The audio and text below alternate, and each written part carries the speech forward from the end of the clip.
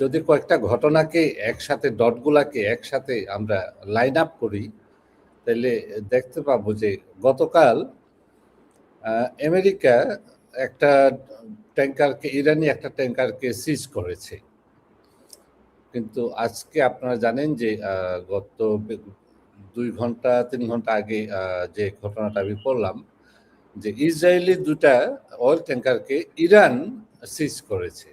তো এখন ওই হরমুজ প্রণালীতে কে কাকে কতটুকু তার ক্ষমতা প্রদর্শন করা এটাই দেখতে পাচ্ছি আমরা।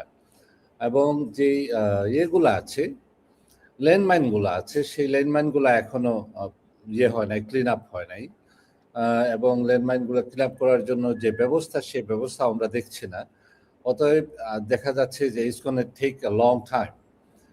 তো ডোনাল্ড ট্রাম্পের যে কথাগুলো, সেই কথাগুলো আমার মনে হচ্ছে যে ইটস জাস্ট বাইং টাইম, এবং বাইং টাইম করে লাস্ট যে ফিনিশিং, যে আনফিনিশ ওয়ার্ক যেটাকে আমরা বলি, যে কিছু টার্গেটগুলো আছে এবং ইসরায়েলের যে টার্গেটগুলো আছে, তারা বলছে যে we are not finish yet. তারা ইসরায়েলের বেশ কিছু টার্গেট তাদের রয়ে গেছে।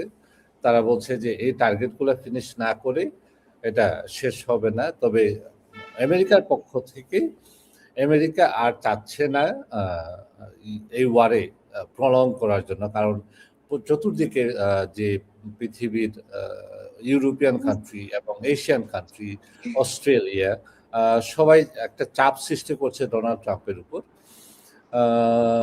এই চাপটা যেমন ইয়েগুলা ড্রাই আপ হয়ে যাচ্ছে, রিফাইনারিগুলা, এবং জেট ফুয়েল, আপনি জানেন যে আমেরিকা, ইউরোপ বলছে যে তাদের জেট ফুয়েলের খুবই, যদি একটা সমাধান যদি না আসে হরমুজ প্রণালীতে, তাইলে মাত্র 2 সপ্তাহ আছে। এই 2 সপ্তাহের ভিতরে সবকিছু ড্রাই আপ হয়ে যাবে। তো এই অবস্থাতে আমার মনে হয় না যে আমেরিকা আবার একটা বড় ধরনের একটা কোনো কিছু করতে যাবে বা লম্বা কোনো যুদ্ধে যাবে। ইরান চেষ্টা করবে যে যুদ্ধটা যেন আরো লম্বা হয়, কিন্তু আমেরিকা চাইবে যে এটা খুব শর্ট টাইমের ভিতর একটা ফিনিশিং টাচটা দেওয়ার জন্য। আমার এই আগামী যদি হয় এই শুক্রবার, Friday two Monday is gonna B another wave, আমি যেটা দেখছি। তবে এই ওয়েভটা আমার মনে হচ্ছে যে by Monday is gonna be over.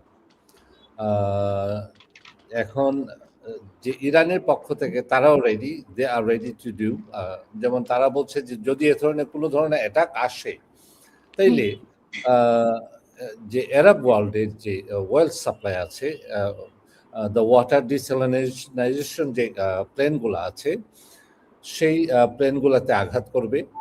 এবং আমেরিকা বলছে যে টার্গেটগুলো, সে টার্গেটগুলো ব্রিজ এবং তার পাওয়ার প্ল্যান্ট। যে অবজেক্টিভগুলা যে বলছে আমেরিকা, যে ব্রিজ এবং পাওয়ার প্ল্যান্ট, এটা টোটালি একটা ওয়ার ক্রাইমের সমান হয়ে যায়। যে আপনার ব্রিজ করতে গেলে বলছে যে স্টোন এজে নিয়ে যাবে, সবগুলা ব্রিজ ধ্বংস করে ফেলবে, একটা ব্রিজও থাকবে না, পুরো ইরানকে অন্ধকার জগতে নিয়ে যাবে। তার কারণ সে প্রতিটা পাওয়ার প্ল্যান্ট গুলাকে ধ্বংস করে দিবে এবং বিলিয়নস অফ ডলার ক্ষতি হবে। তো এই অবস্থায় কোনো মিটিং আমি দেখি না যে সিজ ফায়ারের এবং শান্তির একটা চুক্তি যে আসবে, সেই শান্তি চুক্তির কোনো আপনার আভাস আমি পাচ্ছি না। আমার মনে হয় যে একটা লাস্ট ফিনিশিং একটা টাচ হবে, যে টাচটা আপনার বাই ফ্রাইডে থ্রু মানডে। আমি একটু এড করতে যাচ্ছি যে মায়ানমারের ইস্যুটা, যে ওই যে কেচিন এরিয়াটা, সেই কেচিন এরিয়াটা আপনার মণিপুরের সাথে বর্ডার, এবং সেই বর্ডারটা এবং ওই রিজিয়নটাও খ্রিস্টান মেজরিটি। তো এই রিজিয়নটা যদি আপনার কোনো সেটেলমেন্ট না আসে মায়ানমারে, তাইলে সেই দিক থেকেও আপনার সাপোর্টটা আসছে না। তো এই মায়ানমারে একটা সেটেলমেন্ট হয়ে গেলে তখন আপনার এইদিকে দেখা যাবে যে কি হয়। আমার মনে হচ্ছে যে এই মায়ানমারের প্রথম মায়ানমারটা আপনার আপ টু এই যে রিভারটা, এই কালাদান রিভারটা all the way to it goes to the আপনার মণিপুরে ইম্ফালে ভেরি ক্লোজ, যেখানে আপনার বিগ শিপগুলা যায়।